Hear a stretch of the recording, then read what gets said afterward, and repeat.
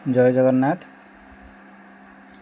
आपण मैंने फकीरमोहन सेनापति को ओडिया साहित्य विशेष भाव में जानी कारण फकीरमोहन सेनापति ओडिया साहित्य जड़े प्रतिष्ठित एवं सुपरिचित व्यक्तित्व। तांको साहित्य साधना एत जे अमर जहाँ आम सबुदिन से आम पाखे चिर भास्कर एवं चिर स्मरित हो रही। विशेषकर जदि आम आलोचना करवा फकीरमोहन सेनापति साहित्य सृष्टि समारोह पर विशेषकर उपन्यास एवं गल्प ओडिया साहित्य से बेस जनाशुना थे। से कहुए कथा साहित्यर सम्राट। चारि गोटी उपन्यास जोटा छमाण आठ गुंड लक्ष्मा मामू प्रयाश्चित एवं 20टी क्षुद्र गल्प माध्यम ओडिया साहित्य से विशेष भाव में परिचय लाभ करते। किंतु तत्सहित से काव्यपुरुष से साहित्य पुरुष फकीरमोहन सेनापति जे केवल गल्प उपन्यास निजक सीमित न रखी से मध्य भ्रमण कहानी प्रबंध गल्प काव्य कविता मध्य रचना करिवारे सिद्ध हस्ता करथिले। आपण माने निश्चित रूप से जेहेतु साहित्यर अध्ययन करथवा छात्र छात्री निश्चित रूपे तांको काव्य जगत उपरे जानिथिबे जे पुष्पमाला पूजा फूल इत्यादि कविता संपर्क जानिथिबे। धूली बोली मध्य से गोटे कविता रचना करथिले।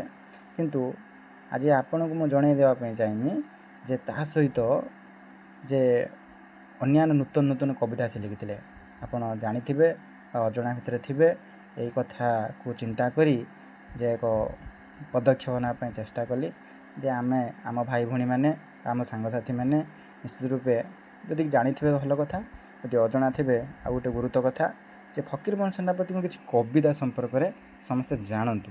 यही कथा को उद्देश्य रखिकी ये भिडियोटी मैं प्रस्तुत करुँचे। आम आज देखा फकीरमोहन सेनापति एटा बहीटा मुझे आनी जे पढ़ला जानिली जे मो समस्त जनईदेवा दरकार फकीरमोहन सेनापति केवल कथा साहित्य सम्राट नथिले से कविता रचना क्षेत्र में सिद्धहस्तता ग्रहण करते।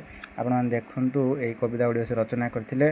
गोटे हूँ कोइली नानी हसी हसी गल मते कंदाई कंदाई साहाड़ा गछर कंदन मो माँ गले कहीं मातृहीन दुईटी क्षुद्र शिशु निद गला भांगी माता हो वो पृथ्वी शरण सर्ववादी सममत नाम कहीं जीवी तुम्भको अनाई। तापर से लिखिछन कविता हताश पांथ व ऋषिपुत्री कपत संगीत नववधू आह्वान गधर्वर सूक्ष्म गोटे बढ़िया सुंदर कविता जे गधर सूक्ष्मबुद्धि आप पढ़ियार सुजोग पाइए जदि पढ़ियाटा हास्यात्मक कविता गोटे कला पहाड़ ऐतिहासिक उपरे रचित जन्मभूमि से लिखिं भंड सन्यासी।